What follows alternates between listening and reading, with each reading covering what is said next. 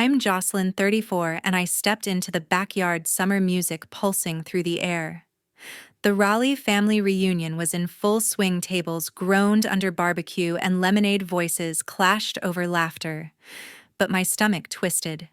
These gatherings always felt like a stage where I played the invisible sister.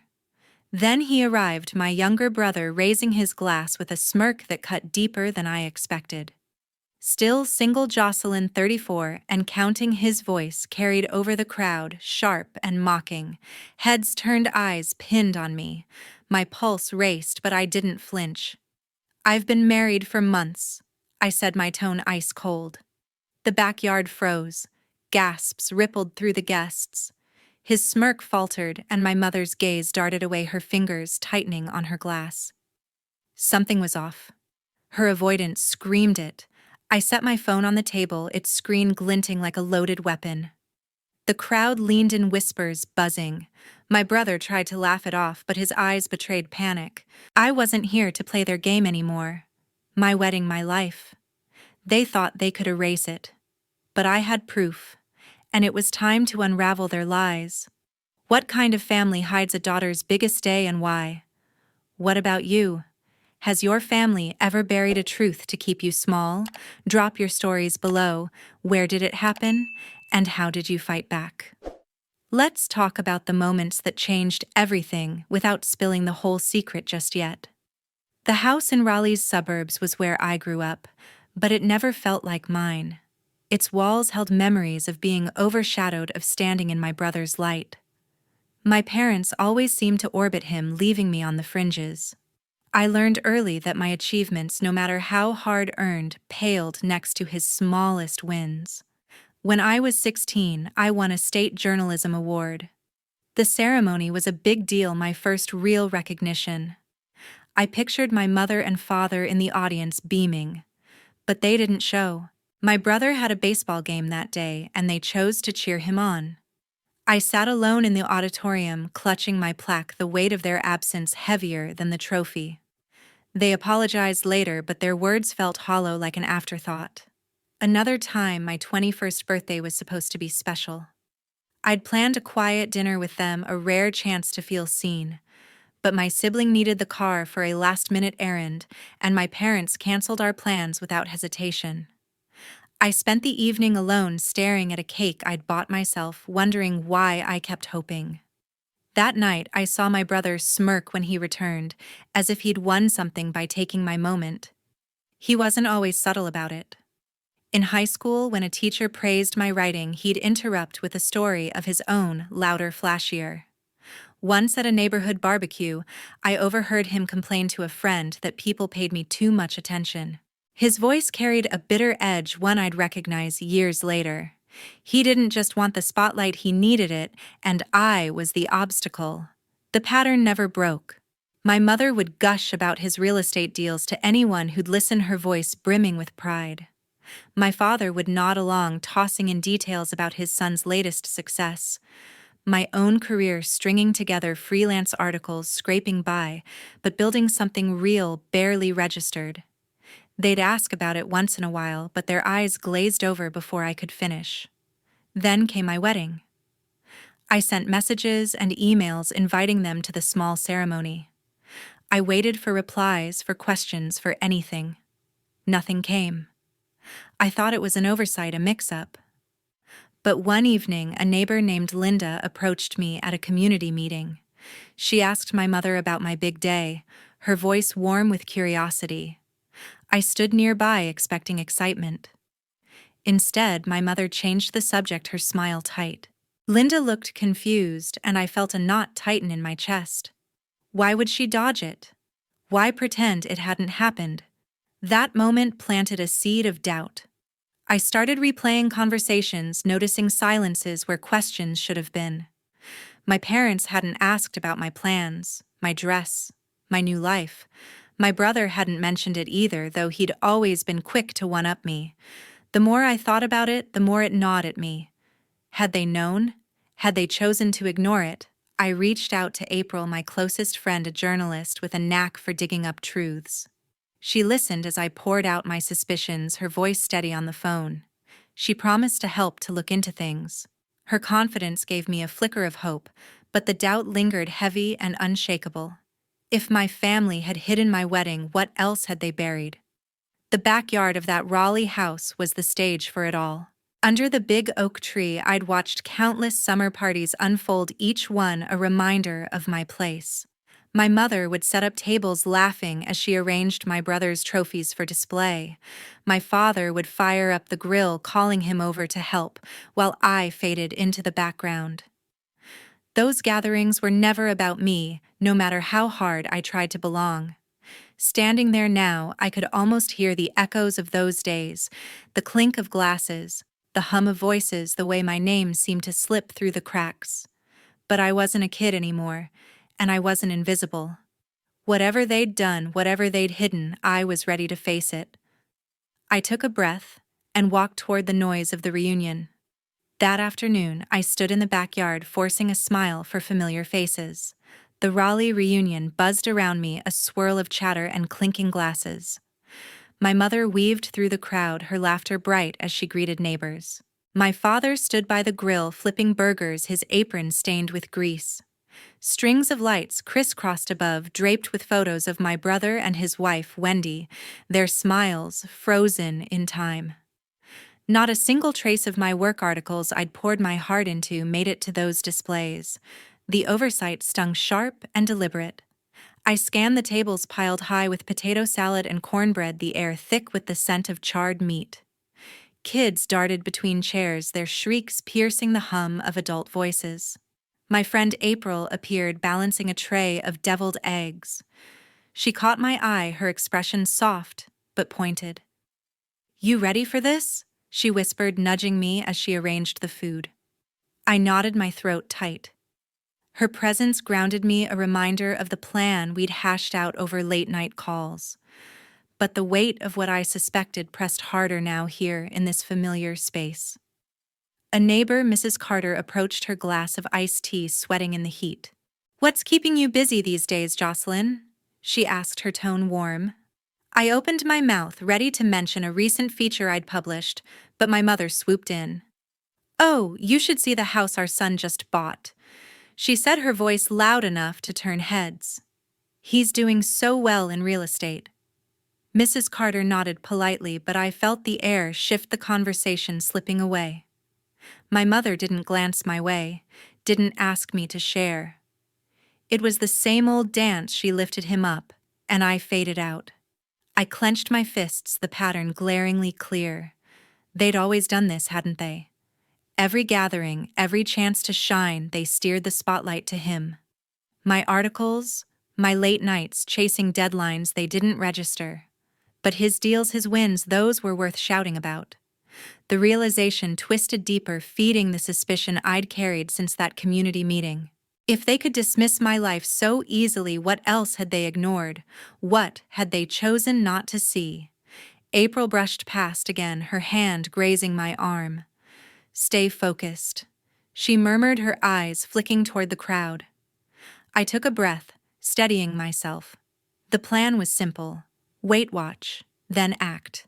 But standing here surrounded by their world, doubt crept in. Could I really confront them in front of everyone? Could I prove what I feared? The photos on the lights swayed in the breeze, his face everywhere, hers beaming beside him. It wasn't just the pictures, it was the story they told, one where I didn't exist. Another guest, an old family friend, waved me over. "Jocelyn, you look great," he said, his smile easy. "Been up to anything big?" I hesitated, the words catching in my throat. Before I could answer, my mother's voice cut through again, this time from across the yard. "Wait till you hear about his latest project," she called, her hands gesturing wildly. The friend turned distracted, and I swallowed the urge to speak. My father glanced up from the grill, his eyes meeting mine for a split second before he looked away. That fleeting look, guarded, almost uneasy, set my nerves on edge. The kids' laughter grew louder, a soccer ball rolling past my feet. I stepped aside, my gaze drifting to the oak tree at the yard's edge, its branches heavy with summer leaves. This place should have felt like home, but it didn't. Every detail, the food, the lights, the chatter belonged to their version of Family One that always put him first. April caught my stare and gave a small nod, her confidence a lifeline. She'd seen the messages, heard the recordings. She knew what I knew, and she'd back me up. My suspicion hardened into something solid. They hadn't just overlooked me, they'd buried something bigger. My wedding, the day I'd wanted them to share, had vanished from their story.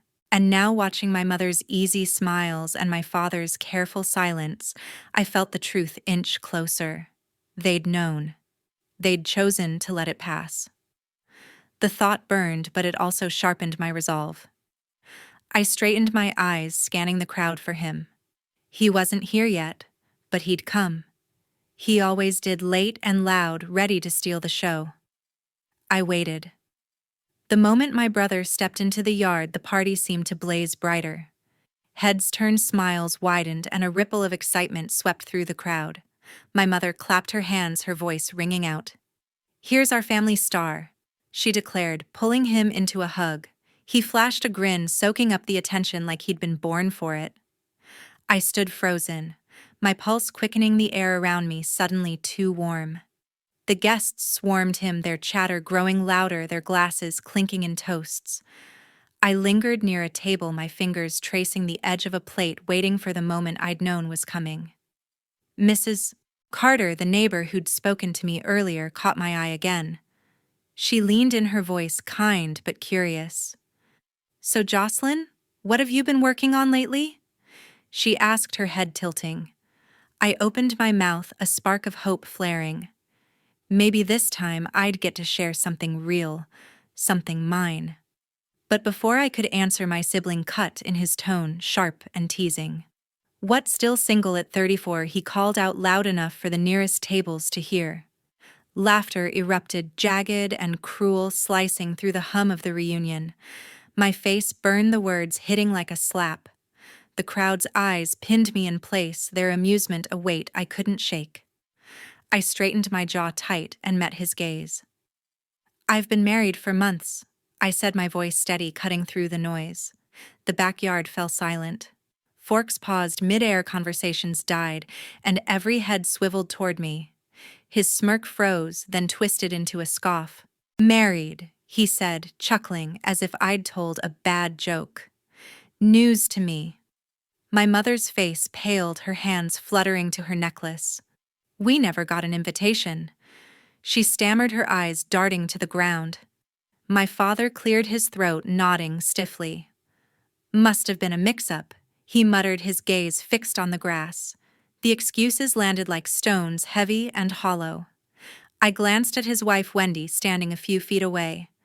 Her brow furrowed, her lips parting in confusion. "Owen? What's she talking about?" she asked, her voice low but sharp. He shrugged, his laugh forced, and turned to grab a drink from a nearby table. "No clue," he said, waving her off. But the way his hand shook betrayed him, a crack in his usual confidence. Whispers spread through the guests, their murmurs buzzing like static. I caught fragments: shock, disbelief, curiosity. Mrs. Carter's eyes widened, her glass forgotten in her hand. Another neighbor leaned toward her friend, their heads bent close, their words too soft to catch. The attention I'd craved for years now felt like a spotlight, burning and unyielding. But it wasn't pride, I felt it was rage. Their dismissal, their lies, their casual cruelty, it was too much, too familiar, too wrong. The afternoon sun dipped lower, casting long shadows across the yard. My mother's gaze flickered to my father, then away, her fingers twisting her necklace tighter. His shoulders hunched, his face half hidden as he busied himself with a stack of napkins. They couldn't even look at me. That avoidance, that silent agreement to bury my truth, lit a fire in my chest. I'd spent years swallowing their slights, but not today. Not anymore. Wendy stepped closer to her husband, her eyes searching his face. "You knew something, didn't you?" She pressed, her voice sharper now. He brushed her off again, his tone light but strained. "Relax, it's nothing," he said, turning to joke with a guest. But she didn't move her stare, boring into him, her hands clenched at her sides. The crowd watched, their whispers growing bolder, their curiosity shifting to suspicion. I felt the weight of every moment that had led here, the ignored messages, the silenced milestones, the years of being pushed aside. This wasn't just about a wedding. It was about a family that had chosen to erase me to keep me small so he could shine.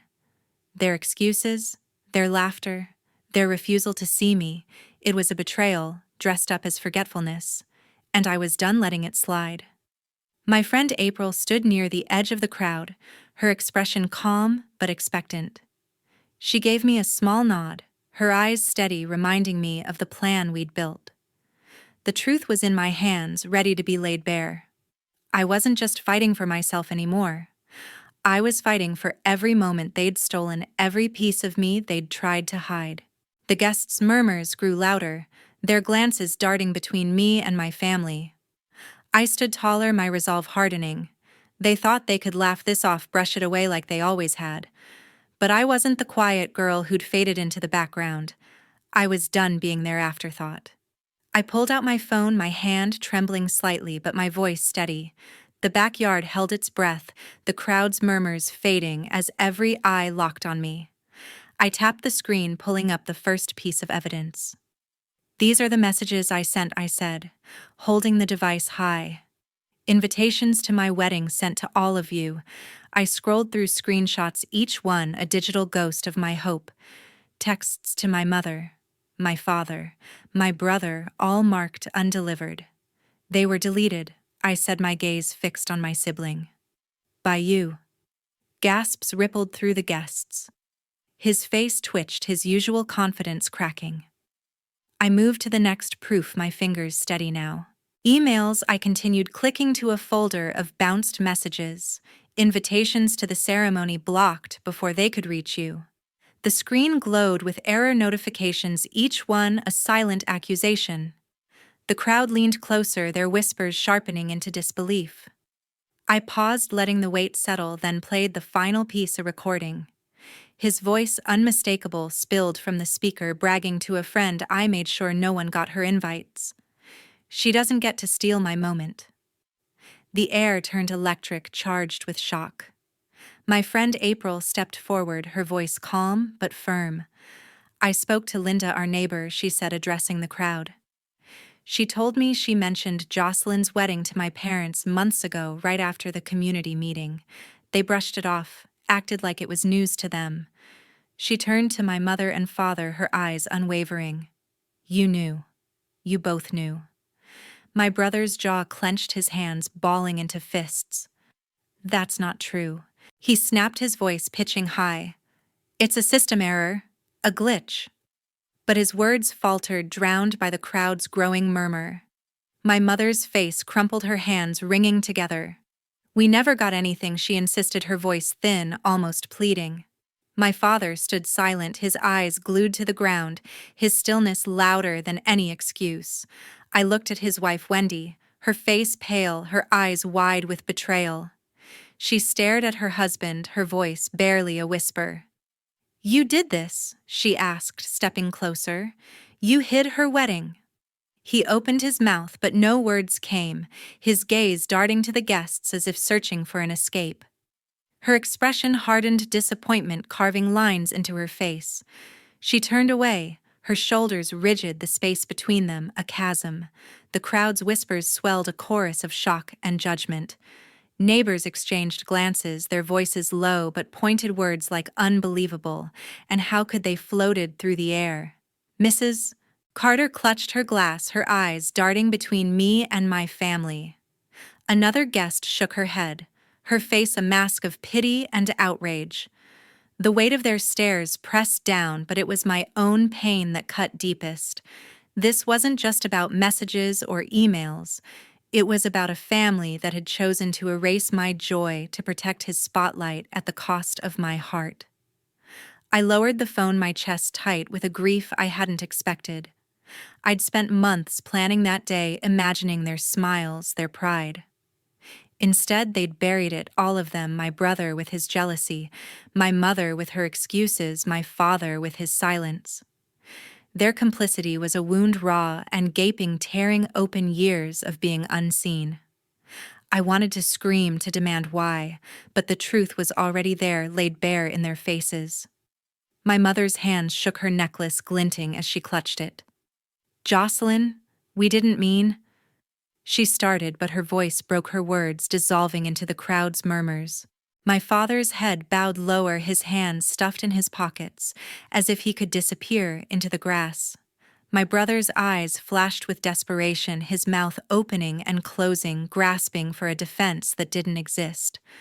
The guests watched, their silence heavier now, their judgment shifting from curiosity to condemnation. Wendy's gaze lingered on her husband, her disappointment a quiet storm. She took another step back, her arms crossing her face, a mix of hurt and fury. The crowd's murmurs grew louder, their words sharper, neighbors recounting times they'd heard my mother boast about him. Never me. The truth was unraveling, and with it the perfect family they'd built on lies. April stood by my side, her presence a steady anchor. She didn't speak again, but her eyes met mine, a silent promise that she'd seen this through with me. The phone felt heavy in my hand, its screen still glowing with the evidence that had shattered their facade. I'd wanted them to celebrate with me, to share that day. Instead, they'd chosen to hide it, to keep me small. The pain of that choice burned, but it also fueled me. I wasn't done yet. The crowd's eyes stayed on my brother, their whispers now a demand for answers. He shifted his face, flushed, his hands raised as if to push back the truth. But there was no dodging it now, no laughing it off. The weight of every gaze, every word, every piece of proof pressed down on him, unyielding. He had no choice left. My brother bowed his head, his voice trembling, finally speaking. "I did it." He said the words barely audible, slicing through the tense silence of the backyard. I deleted her messages. I blocked her emails. I didn't want her stealing my spotlight. His eyes flicked up, meeting the crowd's stunned gazes. She was always getting attention, school awards, everything. I couldn't let her have this too. His confession hung heavy, a raw admission of jealousy rooted in years of rivalry. The guests froze their faces, a mix of shock and disapproval. My mother's hands flew to her mouth, her voice shaking. "We thought it was just a rumor," she said, her words rushed, desperate. "People talk, neighbors, friends. We didn't think it was real." Her eyes darted to the crowd, seeking allies, but found only raised eyebrows and tight lips. My father stood motionless, his face a blank mask, his silence louder than any defense he might have offered. His wife Wendy rose from her chair, her movements sharp, her voice cutting through the murmurs. "You all lied to me," she said, her eyes blazing as she faced her husband. "Owen, you knew about her wedding and said nothing." Her words cracked with betrayal, each one a blow. He reached for her arm, his face flushed with panic. "Wendy, I didn't mean," he started, but she pulled away her glare, stopping him cold. Without another word, she turned and strode toward the house, her heels clicking on the stone path, leaving him stranded in the crowd's judgment. I stepped forward, my voice low but clear. "I'm done hoping you'll see me," I said, my gaze sweeping from my brother to my parents. "I dreamed of a family that celebrated me, that cared enough to show up. But you've made it clear I'm not part of your story." The words burned my throat, each one a shard of disillusionment. I'd held on to hope for so long, but now it lay shattered, replaced by a clarity that hurt as much as it freed. The crowd began to stir, their discomfort palpable. Neighbors gathered their bags, murmuring excuses as they edged toward the gate. Mrs. Carter set her glass on a table, her face tight with unease, and slipped away with her husband. Another guest, an old family friend, shook his head, his voice low as he muttered something about shame to his wife. The reunion, once vibrant with laughter, unraveled into awkward farewells, the warmth of the day replaced by a creeping chill. The sun sank lower, painting the sky in streaks of orange and purple. The buffet tables stood neglected plates of cornbread and potato salad congealing in the fading light. Strings of lights swayed above their glow, dim against the deepening dusk. My mother's eyes glistened wide with panic as she watched the guests depart. She reached for my father's arm, but he didn't move, his gaze fixed on the ground, as if the grass could swallow this moment whole. My brother stood alone now, his shoulders slumped, his usual bravado gone. He opened his mouth perhaps to explain, to deflect, but the words didn't come. The crowd's absence left a void, amplifying his isolation. Wendy's departure had stripped away his armor, and the guest's retreat had taken his stage. He looked smaller, diminished, a man undone by his own choices. My friend April stayed close, her presence a quiet strength. She didn't speak, but her hand brushed mine, a reminder that I wasn't alone even now. The backyard, once a place of forced smiles and buried truths, felt like a graveyard of memories I'd tried to hold dear.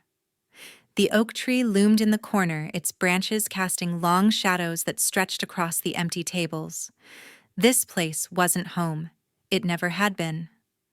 I looked at my mother, her face a mask of desperation, her hands twisting together as if she could unravel the truth. My father's silence was a wall, unyielding, shutting me out as it always had. My brother's confession had laid bare their priorities, their willingness to diminish me for his sake. I'd wanted their love, their pride, but all I'd gotten was this, a family that chose his light over mine. The last of the guests slipped through the gate, their footsteps fading into the evening. The music, once lively, had stopped, leaving only the hum of cicadas and the rustle of leaves. The tables, strewn with half-empty plates, looked abandoned, a testament to the party's collapse. My mother's voice broke the quiet, a shaky whisper. "Jocelyn, we can fix this," she said, but her words were empty, a plea too late to matter. I shook my head, the weight of years pressing down. I'd spent my life chasing their approval, believing if I tried hard enough I'd belong. But belonging wasn't something you begged for, it was something you built. And I was ready to build it elsewhere, away from their shadows. I stood up, the sunset casting shadows across the backyard. The air felt heavy, charged with the weight of everything that had unraveled. I faced my family, my voice firm despite the ache in my chest. "I'm done being invisible." I said, my gaze steady on my brother, then my parents. "You've made your choice, and it's not me. I won't let you dim my light anymore." My brother's face twisted, his voice sharp with defiance. "You always blow things out of proportion." He snapped his hands, gesturing wildly. "This is just you making a scene as usual." His words stung, but they lacked the power they once held. I took a step closer, my eyes locked on his. "You all ruined my wedding," I said, my voice cutting through the evening quiet. "You stole that day from me, and I'll never forgive you for it." The guests, those who hadn't yet left, stood frozen, their faces etched with unease. I turned from my family, my steps deliberate as I crossed the yard.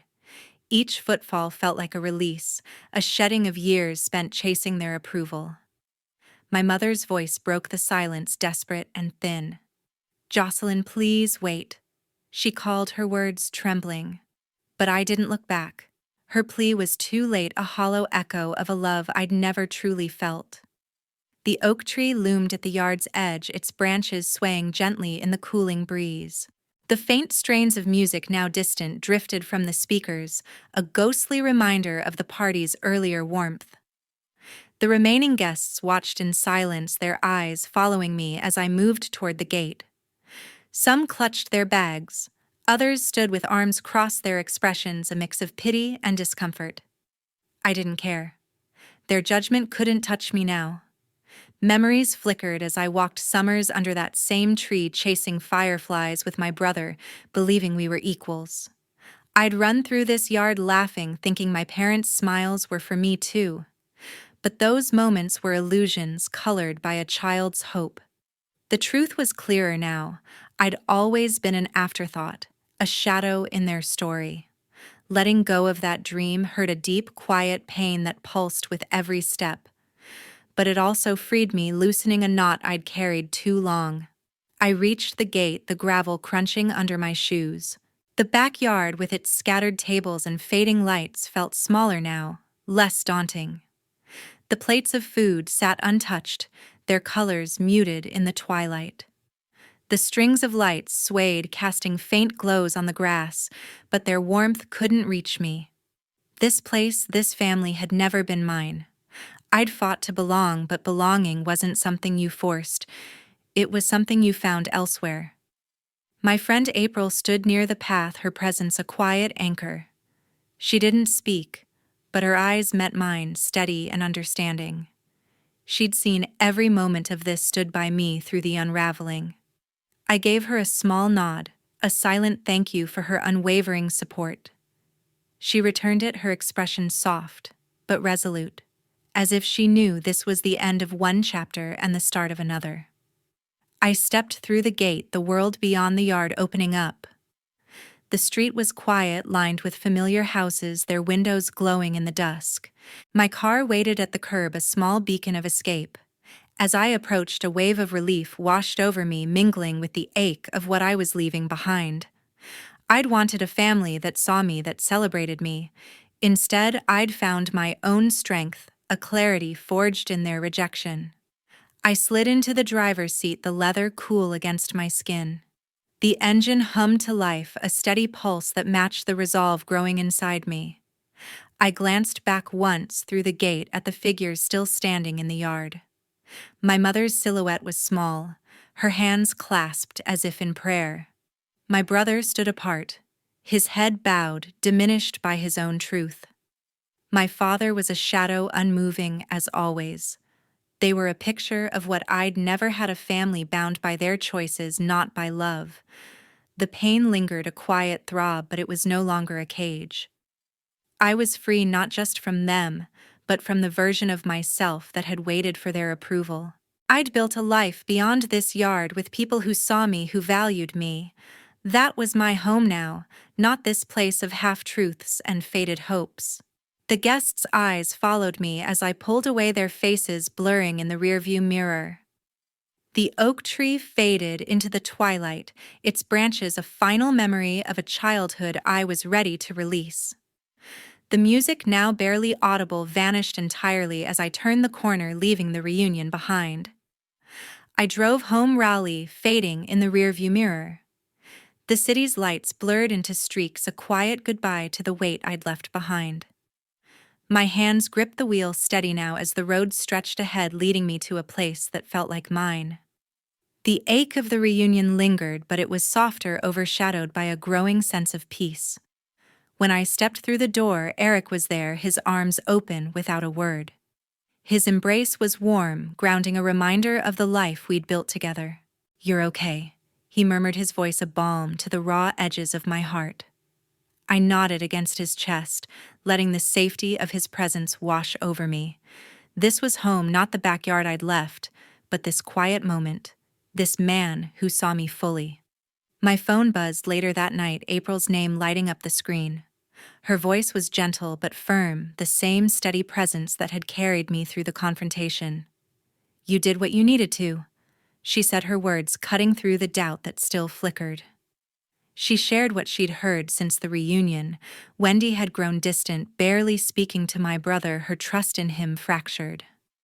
My parents, once pillars of the neighborhood, now faced whispered judgment. Neighbors like Mrs. Carter and Linda avoided them, their selfishness laid bare.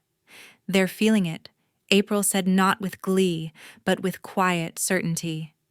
"You stood up, and it changed things." I listened, my heart heavy but resolute. Their consequences were theirs to bear, not mine. I made a choice that night, one I'd been building toward for years. I blocked their numbers, my brother, my mother, my father. The act was simple, a few taps on my phone, but it felt monumental, a line drawn to protect my peace. I didn't need their apologies or their excuses. I needed space to heal, to grow into the person I was becoming. Days turned into weeks, and I threw myself into my work. I signed up for a journalism workshop, a chance to sharpen my craft and connect with others who shared my passion. The sessions were intense, filled with late-night discussions and pages of scribbled notes. I found myself speaking up, my voice clearer, my ideas bolder. Eric was there, every step his encouragement unwavering. "Write what you know," he said one evening, his eyes bright with belief. "Tell your story about healing, about setting boundaries. It'll resonate." His words sparked something. I began a new project, a series of essays on rebuilding after family estrangement. Each word felt like a step forward, a way to process the pain and turn it into something meaningful. I wrote about the reunion, not with anger, but with clarity, about the courage it took to walk away, the strength it took to choose myself. The first piece was accepted by a local magazine, a small victory that felt like a promise of more to come. April and Eric became my anchors, my chosen family. We spent evenings together, sharing meals and laughter, their presence a steady reminder that love didn't have to hurt. April's sharp wit and Eric's quiet warmth filled the spaces my family had left empty. They were my spiritual family, as April called it, a bond forged not by blood but by choice, by mutual respect and care. With them, I was seen, valued, whole. I stood taller now, my confidence no longer a fragile thing. The workshop introduced me to new colleagues, writers who challenged and inspired me. I started a blog to share my essays, each post a step toward owning my story. Readers responded, their comments a chorus of shared experiences, people who'd faced similar betrayals, who'd learned to set boundaries and find peace. Their words reminded me I wasn't alone, that my pain had purpose. One morning, as I sat at my desk, sunlight streaming through the window, I paused to reflect. I'd spent so long seeking approval from people who couldn't give it. Now I was learning to give it to myself. I traced my fingers over the notebook where I'd written my first essay, its pages worn from revisiting. This was my truth, my voice, and no one could take it away. As I looked ahead, I saw a future shaped by my choices. I'd keep writing, keep growing, keep building a life that felt authentic. Eric and April would be there, their support a constant. The pain of my family's rejection would always be part of me, but it no longer defined me. I was more than their oversight, more than their lies. I was enough. I stepped outside, the air crisp and full of possibility. The world felt open, ready for me to claim it. I wasn't running from the past anymore. I was walking toward something new, something mine. This journey taught me a truth I want to share. Family isn't just who you're born to, it's who you choose, who chooses you back. Setting boundaries isn't betrayal, it's an act of self-respect. Healing doesn't mean erasing the pain, it means building a life where it no longer holds you back. To anyone carrying a similar weight, I'd say this: your worth isn't defined by those who overlook you. It's in the courage to walk away, to choose yourself, to build a life that reflects who you are. That's the freedom I've found, and it's worth every step.